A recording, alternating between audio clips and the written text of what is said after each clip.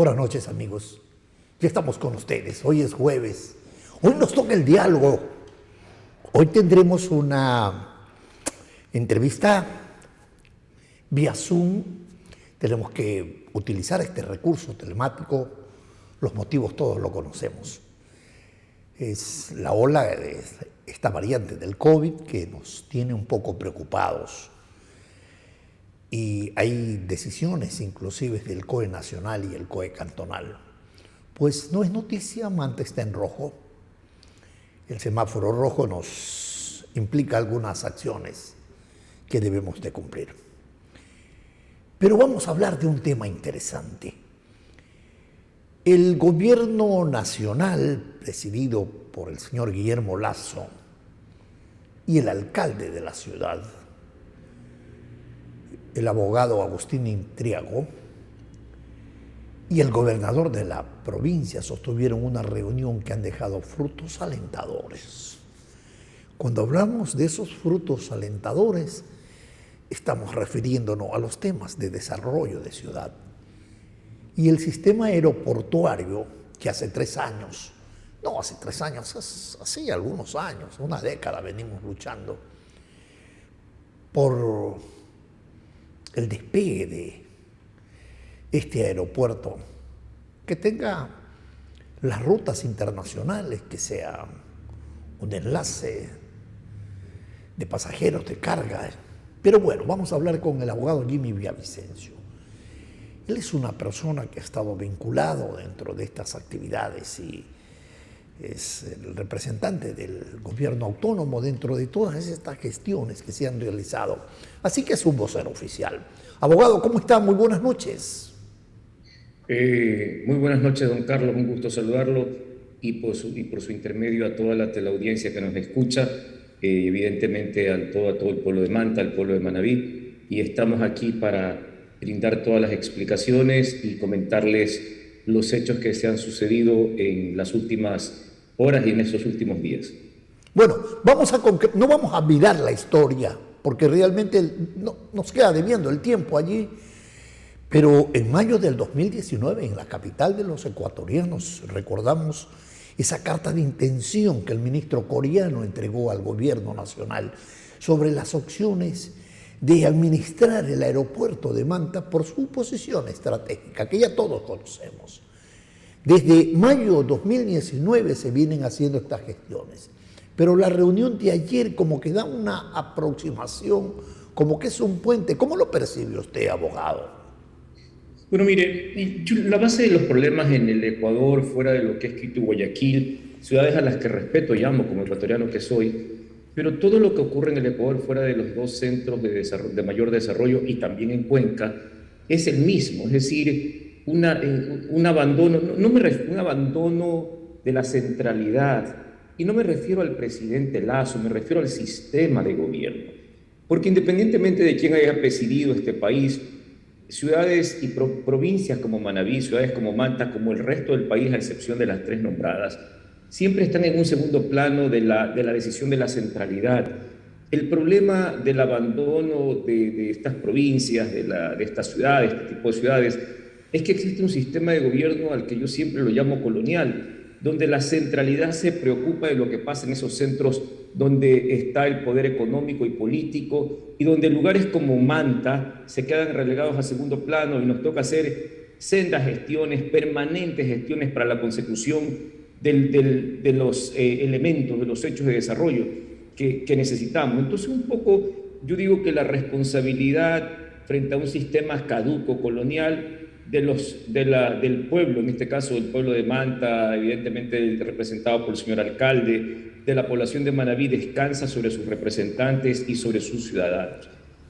Partiendo de ese hecho, precisamente el alcalde, después de haber asumido funciones, creó este comité que depende de la alcaldía, a pesar de que somos personas del sector privado, quienes pusimos nuestros esfuerzos y valías a la disposición de la ciudad y de la provincia, sin ningún interés que no sea el interés básico del desarrollo de la colectividad, porque nosotros mismos somos parte de esa colectividad.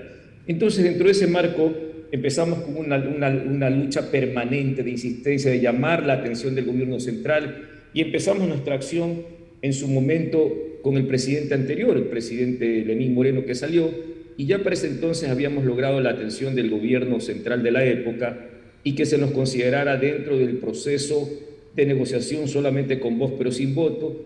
Y lamentablemente, a pesar de haber logrado inclusive para ese entonces el reconocimiento de un beneficio económico para la ciudad y de la promesa de parte de la CAC de hacer inversiones sin que tengamos que devolver la inversión por parte de CAC, se había logrado eso, pero como ustedes bien conocen, el proceso se cayó por temas de carácter administrativo y que estuvo a cargo del gobierno anterior.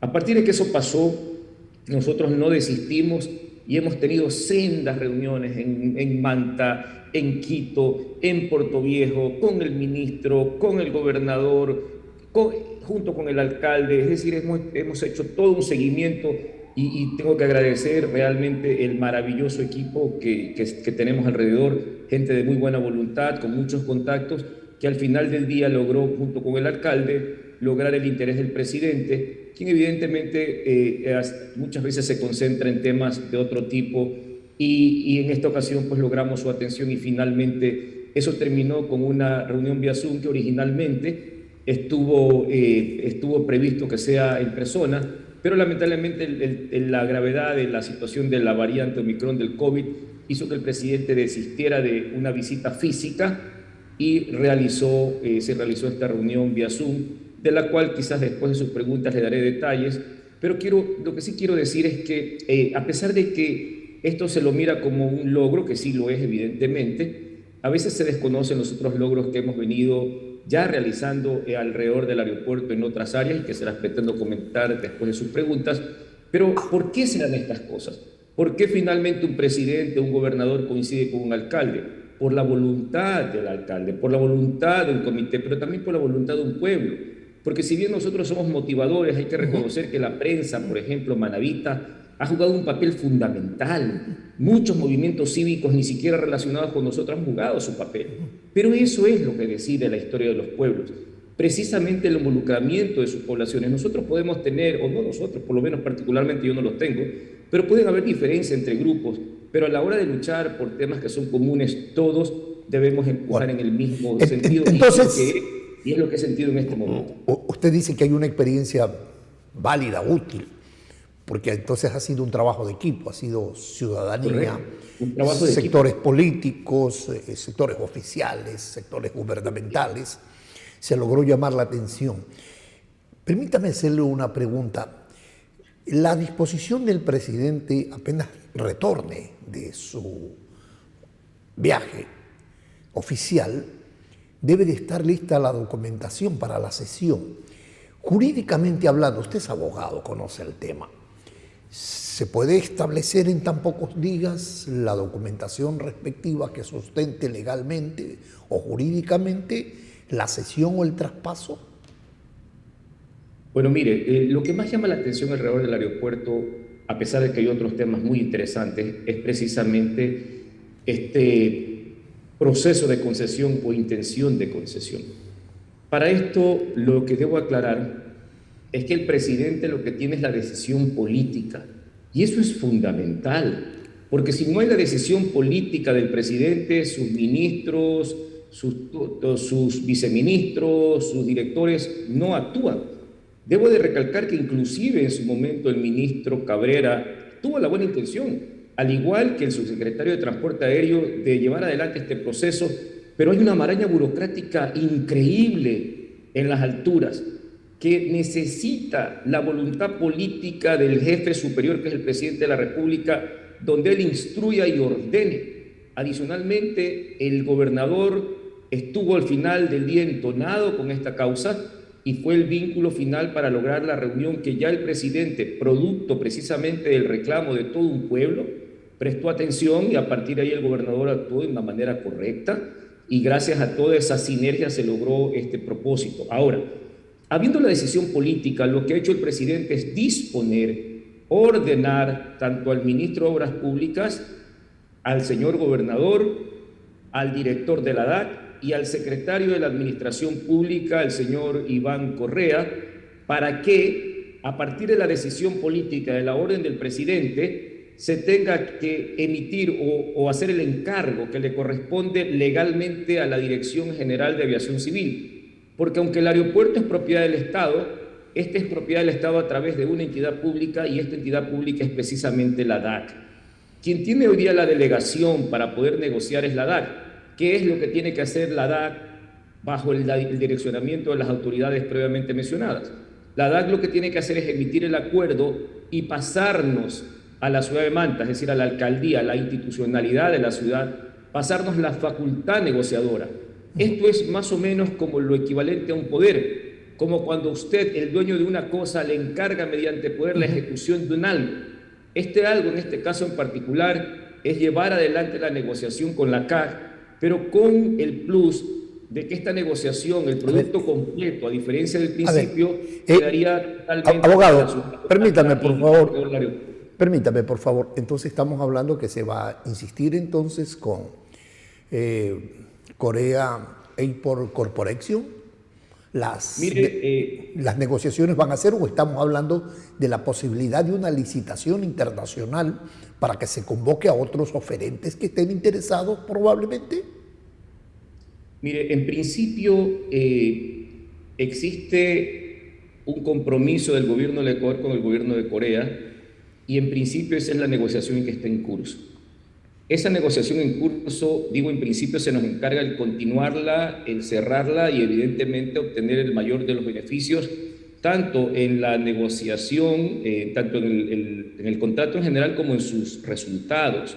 Sin embargo, nuestra petición ha sido que independientemente de que si no fuese CAC, efectivamente quede abierta la oportunidad para poder hacer un llamamiento a otros interesados.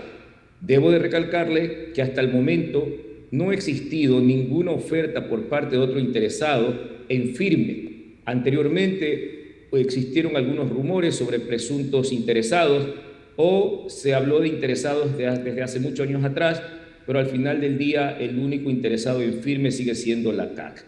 Evidentemente, nosotros como mandatarios, en ese caso ya del gobierno, porque lo que vamos a hacer es eso, somos mandatarios, ejecutores, pero con la ventaja del beneficio y de los términos de negociación, estamos en principio por cumplir un mandato, y el mandato es negociar con CAC, y dentro de eso lo que aspiramos es que, de no darse esa negociación, pudiésemos evidentemente abrirnos hacia otras iniciativas privadas en caso de existir.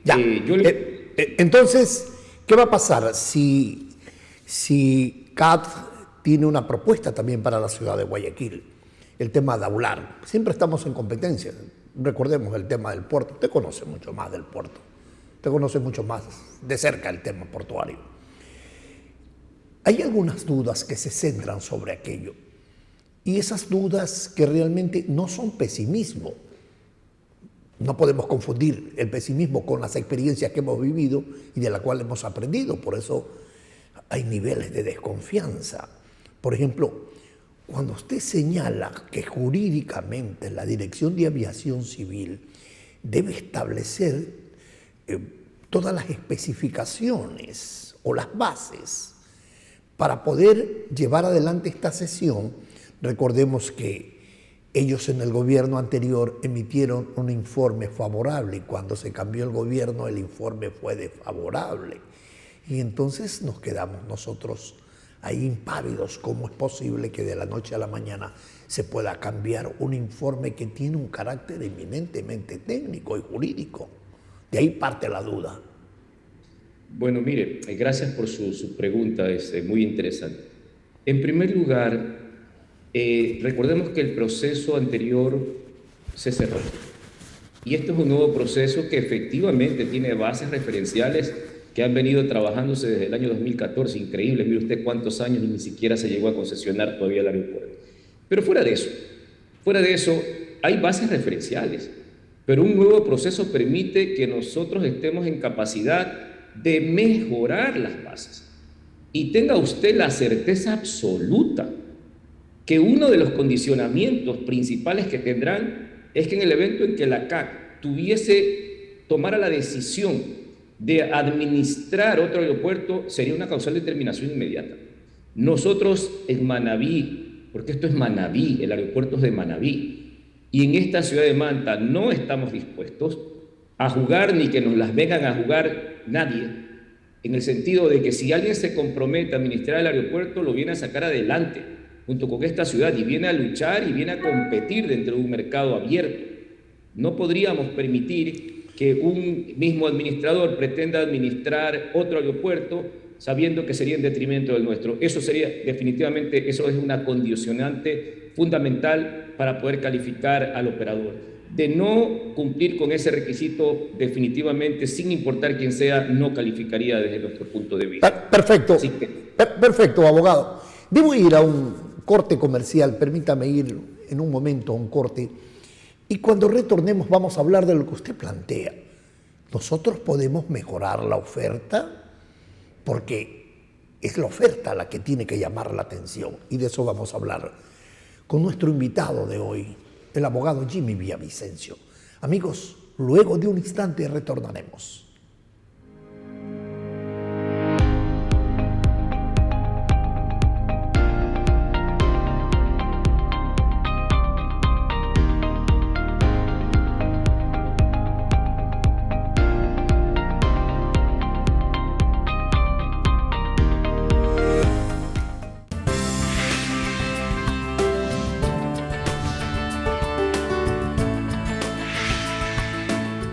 Inicio de espacio publicitario.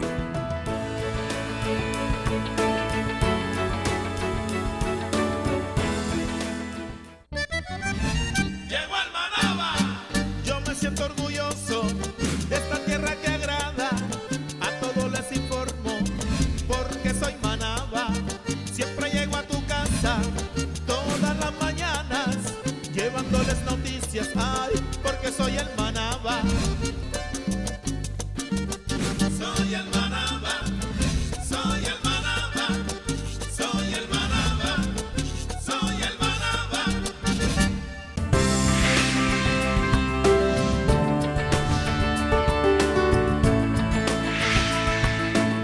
Fin de espacio publicitario.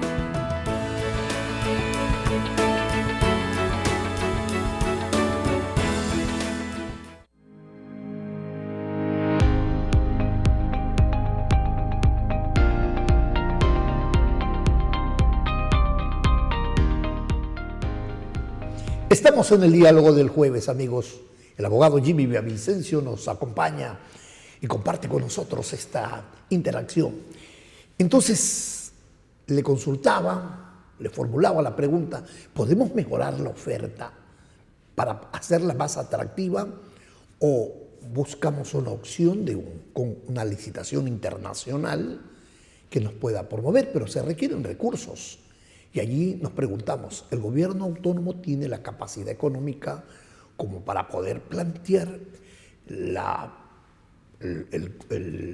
convocatoria o la licitación internacional que pueda atraer otros inversionistas, de no ser la CAD, abogado?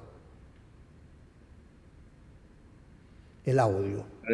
La oferta, podemos buscar que se mejore la oferta actual de CAC, ese es nuestro propósito.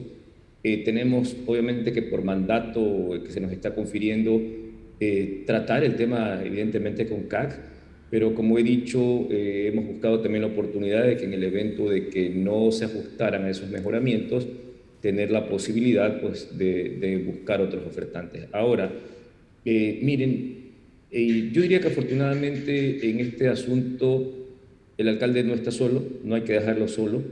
Es verdad que los municipios en general en el país, y Manta no es una excepción, tienen limitaciones.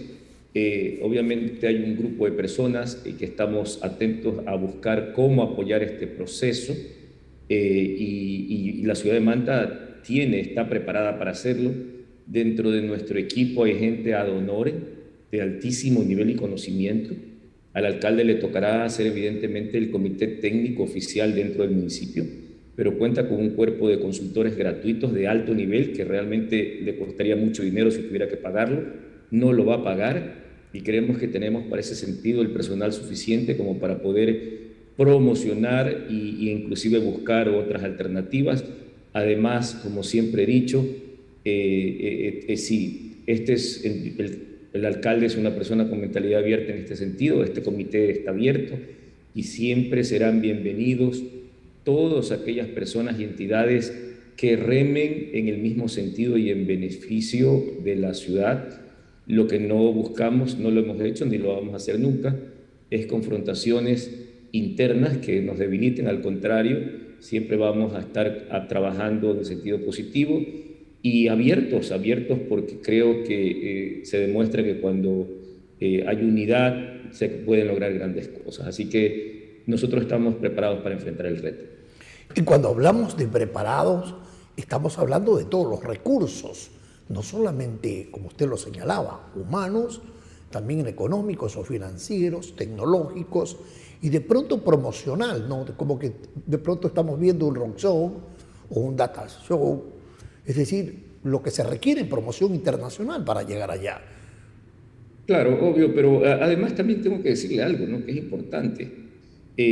La dirección, de acuerdo a lo que se ha pedido al presidente, de acuerdo a lo que el presidente ha otorgado, la va a tener la ciudad de Manta a través de su municipio y con el apoyo de este comité. Pero el gobierno no es que se va a quedar afuera, es decir, si bien decidirá la ciudad de Manta a través de su institucionalidad, la DAC y el METOP estarán junto a, como parte de ese equipo, de tal manera que tampoco la idea es dejar afuera el Estado, porque el Estado de por sí tiene una responsabilidad con estos ciudadanos. Así que la idea no es, un poco la diferencia está aquí en tomar la dirección y que esa dirección no la tenga el Estado central, porque a ese paso llegamos al año 3000 y no tendremos aeropuerto.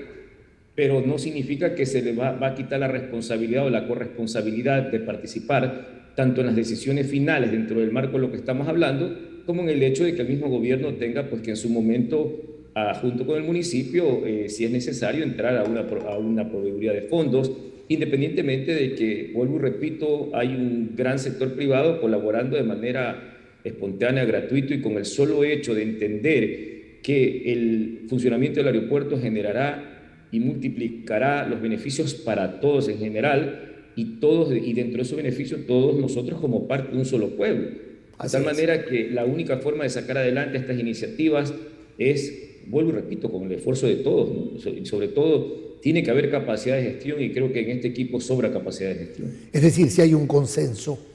Veamos dos escenarios. El más próximo es SCAD. Si eso es así, ¿usted cree que hay una línea de tiempo como para poder entender que se va a cumplir? O veamos el otro escenario, la licitación internacional, que se requiere más tiempo. Bueno, mire, nosotros hemos hecho una corrida de tiempo, obviamente, previo a todo esto, y me atrevería a decir, para no ser corto en el tiempo, de que un proceso ya adelantado con CAC debería estar en el orden de no más allá de 6 meses. Hay quienes hablan hasta de 3 meses, pero yo prefiero ser prudente, y de todos modos hay un elemento que sí juega un papel importante, que es un elemento aleatorio, y es el edificio de la terminal aeroportuaria.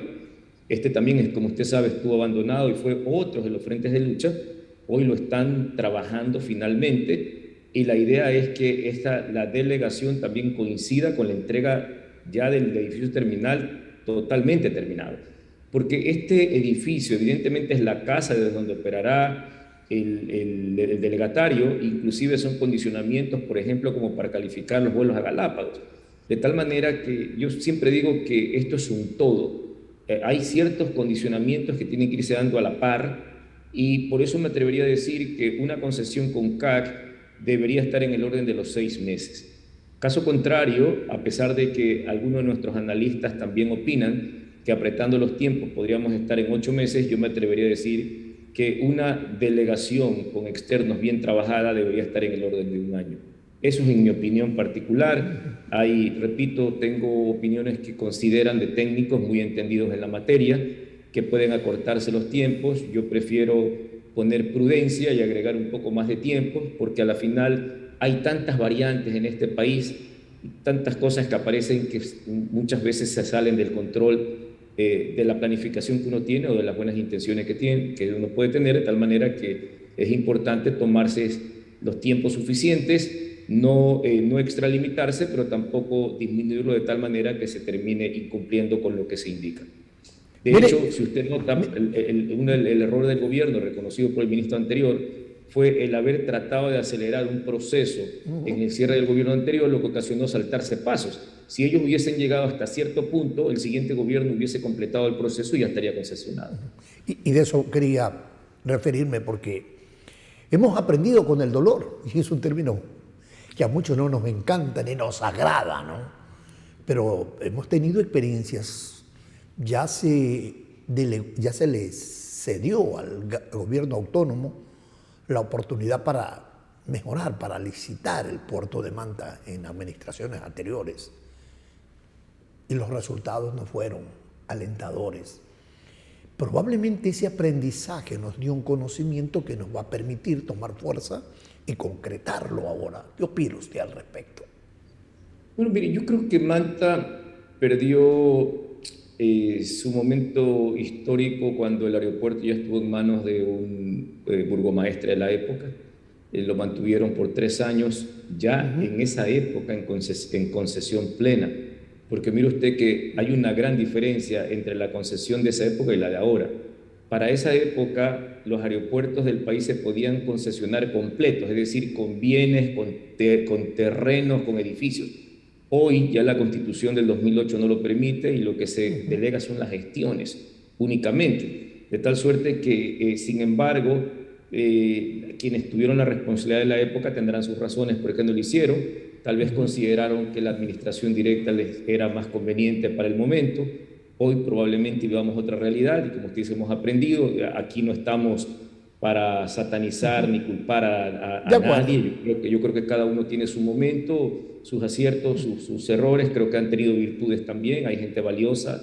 Creo que lo peor que podemos hacer es empezarnos a descalificar entre los manaditas. Es hora de que aprendamos a respetarnos y a valorarnos. Considero que fue un momento histórico, fue un aprendizaje, tal vez cometieron un error, tal vez fue lo adecuado, pero hoy día nosotros tenemos que responder a los tiempos actuales y a los retos actuales. Hoy es una necesidad imperativa la delegación de este aeropuerto. Esta provincia es pujante, esta ciudad crece de una manera increíble. Hay un proyecto de 400 departamentos recién. Solo me pongo a pensar cómo 400 departamentos de familias, que muchas estarán domiciliadas en Europa o en Estados Unidos, van a llegar aquí. Es decir, el aeropuerto hoy por hoy es una necesidad y tenemos que buscar un operador que tenga alcance internacional y no quedarnos únicamente en el aspecto doméstico. Pero no hay que dejar solo al operador, eso es otra cosa importante.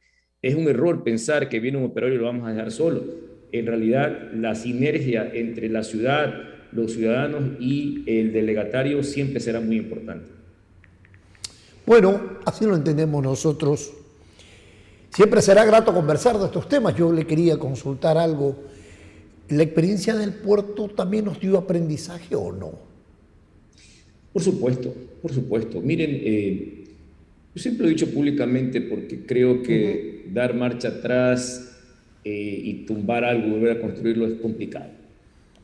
Ya está concesionado el puerto, pudo haberse concesionado definitivamente de una mejor forma, pero hoy funciona. Creo que inclusive esa misma negociación a nivel del gobierno podría todavía mejorarse en función de beneficios para la ciudad. Pero ¿qué pasó en esa concesión más allá de lo bueno o de lo no muy bueno que pudo haber sido? Que es increíble, de esa concesión esta ciudad y esta provincia no recibe un solo dólar. ¿Cómo es posible que un puerto que utiliza las vías, la infraestructura de una ciudad, esta ciudad no reciba absolutamente un centavo y tenga que subvencionar las vías y los accesos para entrar a una actividad que, si bien es de carácter pública, no deja de ser de una empresa privada? Y no estoy en contra de eso. Hay un problema de negociación, evidentemente, negociación que también oportunamente se debería buscar, por lo menos que los beneficios que existen puedan redireccionarse hacia esta ciudad. Precisamente esos son los errores que no debemos de cometer. Reitero una vez más, no me considero contrario a la concesión del puerto, pero creo que fue una negociación en su momento donde no hubo ventaja para esta ciudad. Quizás pudo haber sido mucho mejor, pero repito, ya está. Probablemente lo que debería de buscarse es cómo se mejora, en el sentido de cómo puede buscarse beneficios, evidentemente, para la ciudad, para sus ciudadanos, que creo que es lo que nos resta en el puerto. Pero no podríamos volver a repetir. Y cerremos la entrevista con esta pregunta. ¿Y usted cree que debe revisarse eso? ¿Se debe revisar el contrato? Miren, de hecho, de lo que yo entiendo por los medios, ya han habido auditorías, han habido revisiones. Esa es una facultad que evidentemente tiene la Contraloría, la Procuraduría en su caso, y si alguien tiene interés en hacerlo, estamos en un país de libertades. La diferencia está entre si lo hacemos por mejorar o si lo hacemos por complicar las cosas. Yo creo que lo que se haga debe hacérselo por mejorar. Si cabe una revisión, eso es un tema de carácter legal, pero creo que debemos de remar en positivo, es decir, siempre debemos de buscar el hecho de cómo mejorar, porque si nos orientamos a un proceso únicamente de atacar lo que ya existe, al final del día bien podría ser que se termine lo que ya se ha construido. Creo que en el proceso hay que mejorar, vuelvo y repito, también somos diversos, ¿no? Y como diversos tenemos opiniones, y yo siempre he dicho que en un mundo democrático todo el mundo tiene derecho a opinar, evidentemente, y tiene derecho a actuar. Lo que siempre sugeriría es que todo marco o actuación sea en el campo de lo positivo. Y de hecho hasta entiendo que muchas de las fuerzas cívicas no necesariamente lo hacen con ese propósito, pero creo que es muy importante que cuando se empuja algo se empuje en el sentido de construcción. Muy bien. De tal suerte de que esa es mi opinión. Muy bien, es respetable. Nosotros vivimos en Ecuador, es un país constitucional de derechos.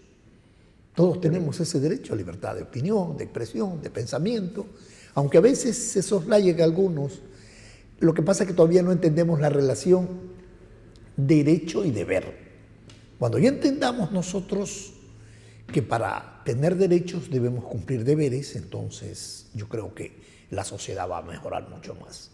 Muchas gracias por estar con nosotros, abogado. Voy a terminar diciendo algo, y no quiero parecer soy respetuoso, obviamente creyente, no soy practicante y no quiero aparecer como pastor, pero yo sí creo firmemente en algo. No, obviamente no estoy en política, no soy candidato, no voy a ser. Así que lo que voy a decir realmente lo voy a decir porque creo en eso. Yo creo que las cosas hay que hacerlas con amor. Amor a la patria, amor a su ciudad, amor a su familia. Si somos capaces de respetarnos y de hacer las cosas realmente por un amor a su tierra, entonces va a ser diferente. Porque vamos a anteponer el interés común antes que el personal. No soy de los que creo que hay que buscar brillar por brillar, yo creo que hay que hacer, y la verdadera satisfacción está en el resultado. Y eso es lo que creo firmemente. Si somos capaces de amar a nuestra tierra como amamos a nuestra familia, entonces la realidad de todos será diferente. Gracias por estar con nosotros, reconocidos por su tiempo. Esa es la variable más difícil de la vida, el tiempo. Gracias por cedernos esta oportunidad de dialogar con usted, abogado. Carlos, un gusto. Un saludo a la comunidad manabita. Y un abrazo para usted. Amigos, el abogado Jimmy Villavicencio compartió este tema de la delegación aeroportuaria y está con nosotros el asambleísta Javier Santos, pero vamos a hacer un bloque publicitario y luego vamos a hablar con él de algunos temas que tienen mucho que ver con lo que decía el abogado Jimmy, el bien superior. Volvemos luego de la sugerencia comercial.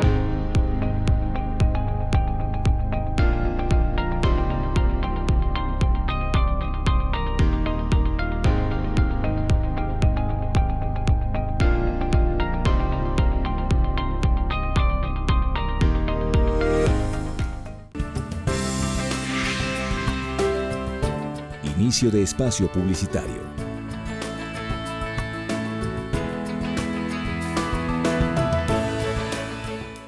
Seguimos marcando hitos y ya llegamos a 107 puentes en apenas 2 años, 7 meses de gestión. 43 de estos viaductos están construidos y brindando servicio al desarrollo de Manabí. Otros 35 se encuentran en construcción. 7 están en proceso de contratación. 10 ya cuentan con financiamiento aprobado por el Banco de Desarrollo. Y ya tenemos los convenios para ejecutar otros 12 en conjunto con gobiernos municipales y parroquiales. Las estadísticas son claras. Antes se construía un promedio anual de 8.5 puentes. Ahora estamos ejecutando una media de 40.8 puentes cada año. El presupuesto referencial total para todos estos viaductos supera los 18 millones de dólares, financiados a través del Banco de Desarrollo, recursos propios y convenios interinstitucionales. En el 2022 seguiremos trabajando por el bienestar y desarrollo de la provincia. La Prefectura de Manabí, juntos trabajando con justicia y equidad. Llegó el Manaba. Yo me siento orgulloso de esta tierra que agrada. A todos les informo porque soy Manaba. Siempre llego a tu casa todas las mañanas llevándoles noticias. Ay, porque soy el Manaba. Soy el Manaba. Soy el Manaba. Soy el Manaba. Soy el Manaba.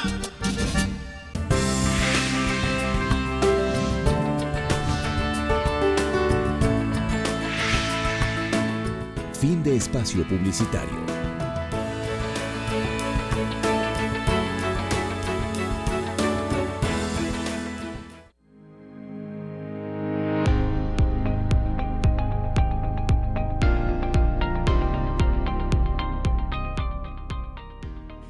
Estamos de vuelta con ustedes, amigos, y ya estamos en conexión vía Zoom con el asambleísta Javier Santos. Asambleísta, ¿cómo está? Buenas noches. Buenas noches, Carlos. ¿Qué tal? ¿Cómo estás? Un gusto saludarte. Espero que estés bien. Bendiciones en este nuevo año. Un abrazo. Y ya estamos en el nuevo año, es decir, la última vez que dialogamos fue el año anterior, es decir, casi un año. Pero bueno, y hay temas interesantes de tratar, sobre todo en territorio, los temas de la provincia de Manabí. Lo veo usted un poco empoderado de esos temas. Lo he visto haciendo recorridos en las ciudades, en los cantones. Pero hay un tema nacional que nos domina a todos, asambleísta, y es la sentencia del policía Santiago Olmedo. Porque de pronto disparamos, culpamos al presidente de la República, culpamos a los jueces, pero realmente eso requiere una reforma a la ley de la Policía Nacional. Y desde ese punto de vista, para empezar el diálogo, me gustaría conocer cuál es su enfoque sobre el tema. Qué difícil, Carlos, poder separar mi rol y mi función de asambleísta para lo que sentimos como ser humano, ¿no? Preocupados por la seguridad, porque definitivamente ver como un funcionario público que su labor es resguardar la seguridad ciudadana, por hacer esa labor o esa tarea, pues recibe condenas, a lo mejor que están en el marco legal. Yo no quisiera condenar la sentencia como tal, pero el sistema judicial o tal vez ciertas actitudes o comportamientos de funcionarios judiciales pues dejan entrever mucho que la percepción ciudadana es que estamos en indefensión. Más allá de que exista la ley o no, porque hay organismos y mecanismos, mejor dicho, hay marco regulatorio jurídico que faculta a la policía a actuar en defensa de los ciudadanos. Y voy a poner un ejemplo, y por eso para mí es muy difícil separar el rol humano con el rol del funcionario público que está en la Asamblea Nacional. Cuando fui gobernador aquí en Manabí, tenemos el caso del sargento Quiñones. Le cuento que el sargento Quiñones usó su arma de dotación, no abatió al delincuente en el sentido de dejarlo sin vida, pero un delincuente que con un machete amenazaba a su conviviente a punto de propinarle tal vez mucho daño físico a su conviviente, el sargento utilizó su arma, pues. Le disparó, le dio en el hombro, lo logró contener, resistir. Pero ¿cómo íbamos a dejar solo al funcionario policial cuando ya le habían iniciado por parte de la defensa del presunto agresor contra la esposa, contra la conviviente, ya le habían iniciado una suerte de demanda o denuncia en contra del funcionario policial? ¿Y cómo dejarlo en indefensión? No podemos, pues, o sea, eso no se puede dar. Y si el sistema... ¿Tenemos algún inconveniente ahí? Hay que cambiar el sistema. Tenemos un pequeño inconveniente ahí con la conectividad, pero ya lo restablecimos. Ya estamos restablecidos, asambleísta. Ya estamos restablecidos, es decir, tuvimos algún inconveniente en el tema de la conectividad.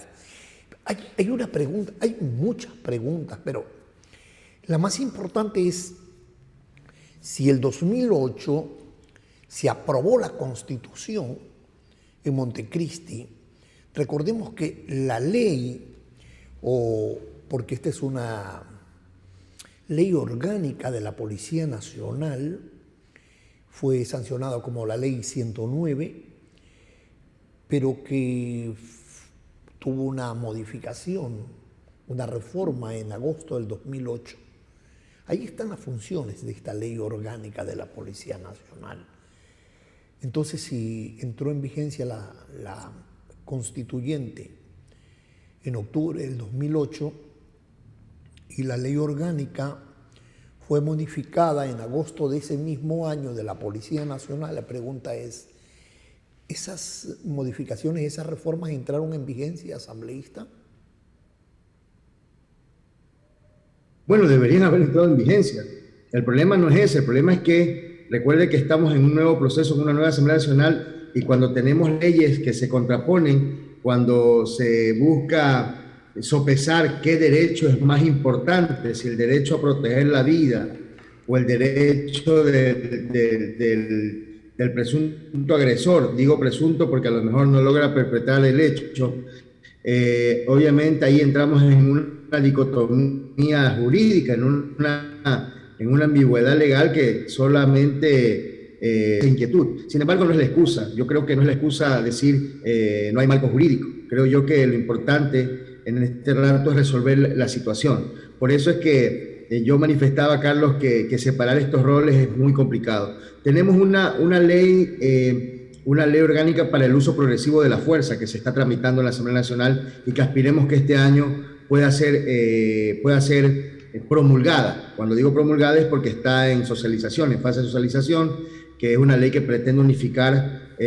proyectos de ley que fueron remitidos en la asamblea anterior y que los nuevos asambleístas también están proponiendo, y que aspiramos que entre abril se pueda tener el informe para el primer debate y hasta agosto, tal vez finales e inicios de septiembre, tendríamos ya la votación de este proyecto de ley. Pero es una ley que es de vital importancia, ley orgánica para el uso de la fuerza, tanto para las Fuerzas Armadas como para la Policía Nacional. Creo que este es el marco regulatorio que necesitan los servidores policiales y militares para poder accionar el mecanismo correcto y utilizar su arma de dotación cuando sea requerida.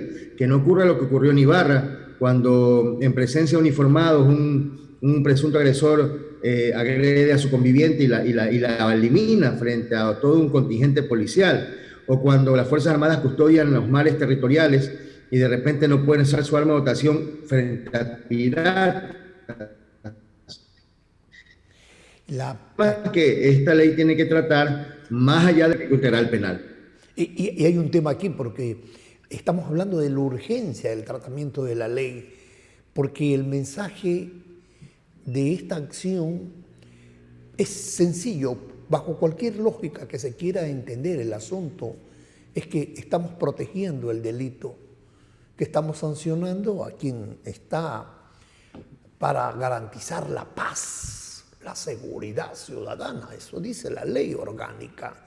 Pero hay algo importante, mientras se trata el tema, entonces Santiago Olmedo, el servidor policial, debe cumplir su pena, o ¿qué puede pasar? ¿Puede indultar o puede llegar a la corte el tema para que este señor que merece todo apoyo no sea retenido en una prisión por el cumplimiento de su deber? Tenemos que dar mensajes, Carlos.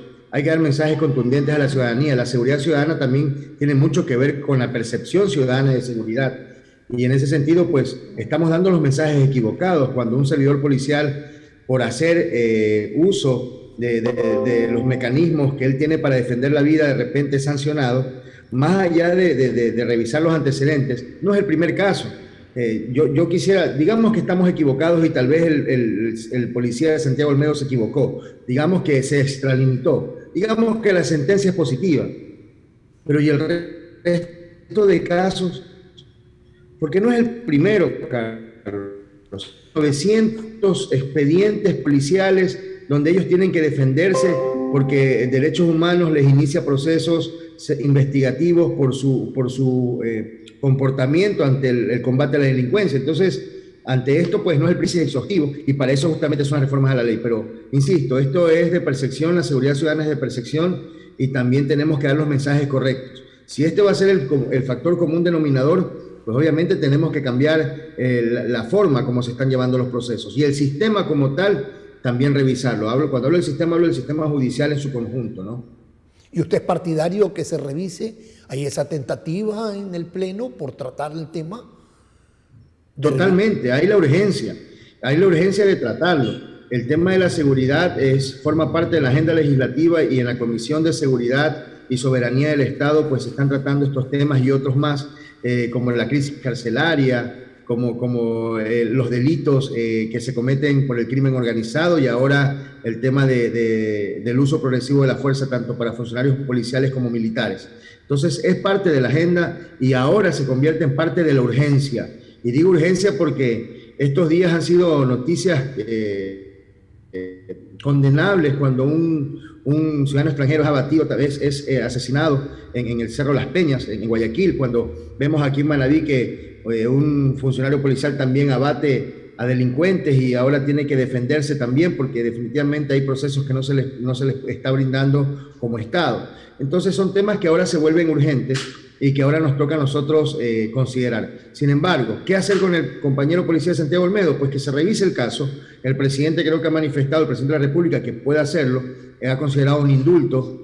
Nosotros tenemos otros mecanismos también en la Asamblea Nacional, pero no es la solución. Es decir, aquí hay que resolver el tema de raíz y en ese sentido, pues, tocará revisar el marco normativo vigente, reformarlo o crearlo como la ley del uso progresivo de la fuerza que estamos tramitando en la Asamblea Nacional. No, realmente la Asamblea tiene algunas complejidades ahí, pues el tema de seguridad pública, privada, ciudadana, es un tema urgente, además del tratamiento de la pandemia, las medidas colaterales, la comisión en donde usted está, la alimentaria, que debe tratar temas.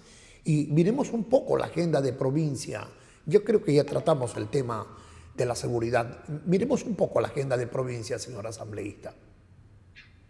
Bueno, tenemos algunos temas pendientes y dentro de mi agenda para este año a nivel provincial están entre aquellos temas pendientes la revisión de la reciente ley de tránsito aprobada por promulgada inclusive, la reforma de la ley de tránsito que no ha hecho eco de un tema que es de vital importancia para la provincia como es la transportación rural comunitaria, que la estamos topando, la reforma a la ley de pesca, que también es de vital importancia para la provincia, la creación de una ley que defienda a nuestros hermanos campesinos y agricultores de las inequidades y las desigualdades que tienen como hermanos que garantizan la soberanía alimentaria, y en lo que tiene que ver en ejes de fiscalización, el tema de obras de reconstrucción que están totalmente paralizadas. Yo este año lo he dicho, presento un proyecto de ley más este mes y me dedico a procesos de fiscalización. Como que de pronto... Hospitales, sistemas de salud, sistemas de riego que están pendientes. Una vez que me autorice la unidad de seguimiento y evaluación a la ley para saber lo que ha pasado con aquellos que están esperando que se terminen o que se culminen las obras que están pendientes ahí. Bueno, hay temas interesantes en Manabí, ¿no? Los hospitales, por ejemplo, que son urgentes.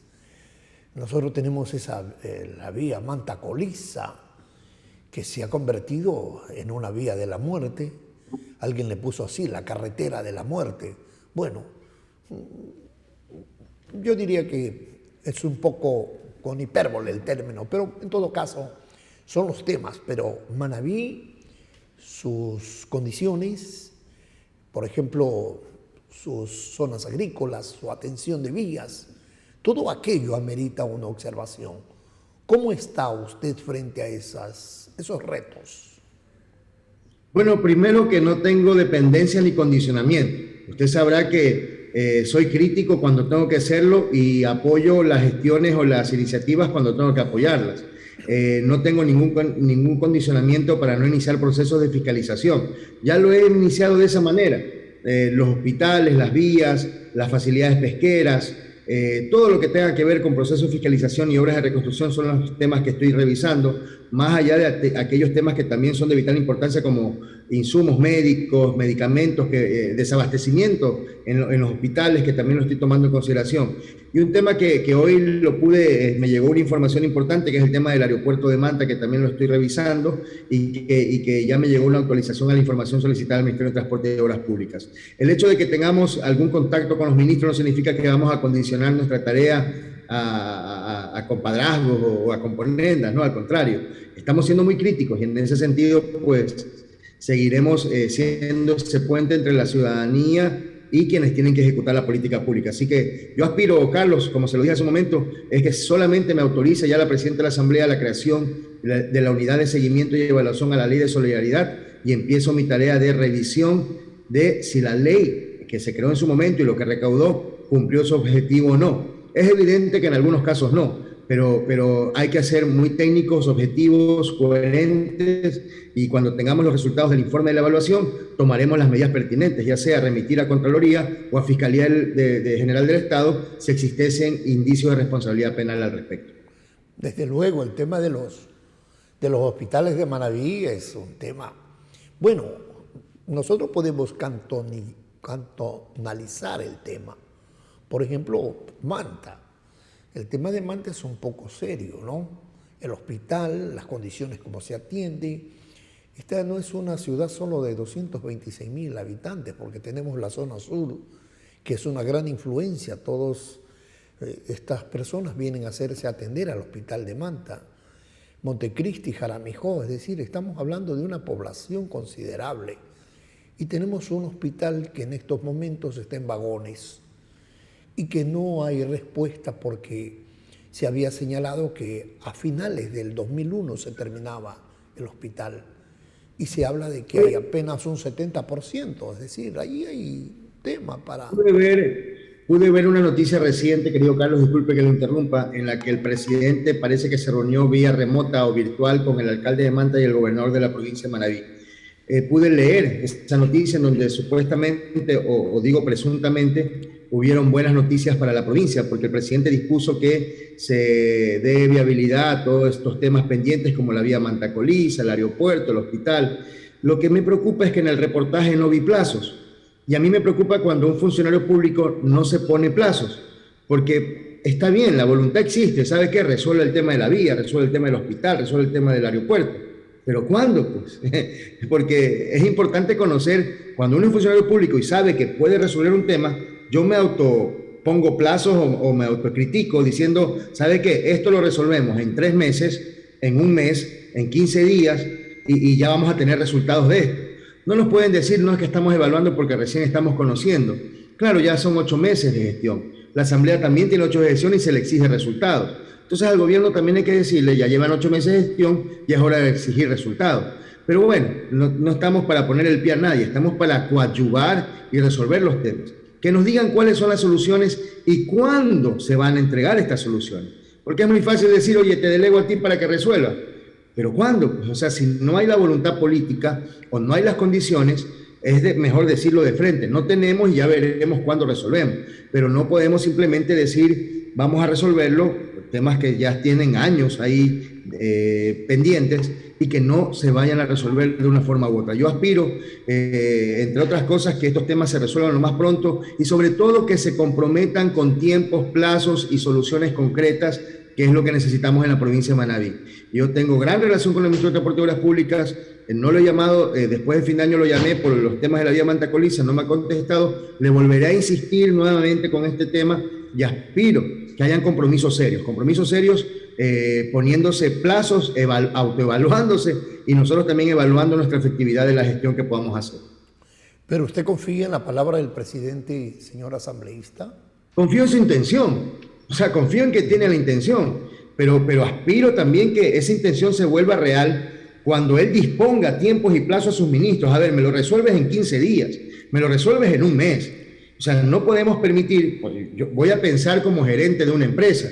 Cuando yo tengo un personal operativo que me dice, sí, pero ya pronto abrimos la sucursal de tal ciudad. ¿En qué tiempo? Pues, o sea, como gerente de la empresa, si te estoy dando esa responsabilidad, dime plazos, concrétame temas, y así debemos ser los mandantes. El ciudadano común debe de exigir justamente soluciones concretas. Entiendo, confío en que tiene la voluntad o que tiene la intención, pero tal vez la información no le está llegando como corresponde, y eso se lo dije al presidente en un conversatorio: presidente, los asambleístas no le vamos a mentir, nosotros no evaluamos por PowerPoint, evaluamos por el sentimiento ciudadano. Si la gente no está conforme es porque algo pasa. Y entonces le pedimos que escuche también a los asambleístas, que estamos en el territorio y que podemos decirle lo que está pasando realmente. Vamos a cerrar la entrevista, señor asambleísta. Entonces, la asamblea ahora tiene mucha más oportunidad para consensuar en temas, o tiene mucha más oportunidad para seguir en el debate en temas trascendentes del país, los juicios políticos y estos temas de gobernabilidad que requieren atención urgente. Yo siento que la Asamblea siempre ha tenido la oportunidad de servir de coyuntura o de puente para resolver los grandes temas de la provincia, del país, no solo de la provincia de Manabí. Sin embargo, también siento, y quiero ser autocrítico, que la Asamblea tiene que repensarse. Tiene que repensarse en el sentido de que llegamos a un punto en el que la legislación no puede volverse más importante que la fiscalización. Yo hago un análisis y una pregunta y la pongo y la elevo para que alguien me dé una respuesta. ¿Cuántas leyes vigentes hay y cuántas de estas leyes se están cumpliendo?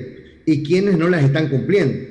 Son parámetros que son indicadores que me permitirían a mí saber qué tan efectiva es la Asamblea o no. Porque los roles del asambleísta son eso: hacer leyes, crear leyes y fiscalizar el cumplimiento de las mismas. Entonces, si ya tenemos más de 2.000 leyes vigentes, yo quisiera saber cuántas se están cumpliendo y cuántas han sido realmente efectivas. Entonces, repensando la Asamblea un poco, yo diría, ¿sabe qué? Nos falta fortalecer procesos de seguimiento, procesos de medición de efectividad de ley, que no sé si los tenemos o sí, pero estamos pensando en crear más normativa sin saber si es que se está cumpliendo o no, y creo que la Asamblea en ese momento tiene que repensarse como institución que debería velar justamente porque se llegue al objetivo real del cumplimiento efectivo de las leyes vigentes. Leyes para la mujer, leyes para la niñez, para las personas con discapacidad, leyes para la seguridad ciudadana. Ahí están. La pregunta es, ¿se cumplen? Y eso es lo que deberíamos medir de forma técnica más que política. En efecto, así es. Hay algunas leyes que no son aplicables así, suenen bonitos, aparezcan muy justas.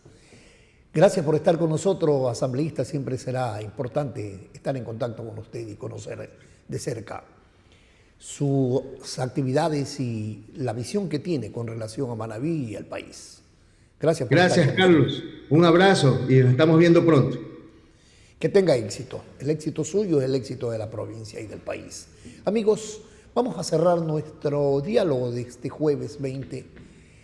A las 22 horas, Malena Cardona y Carlos Luis Vázquez estarán aquí con las noticias.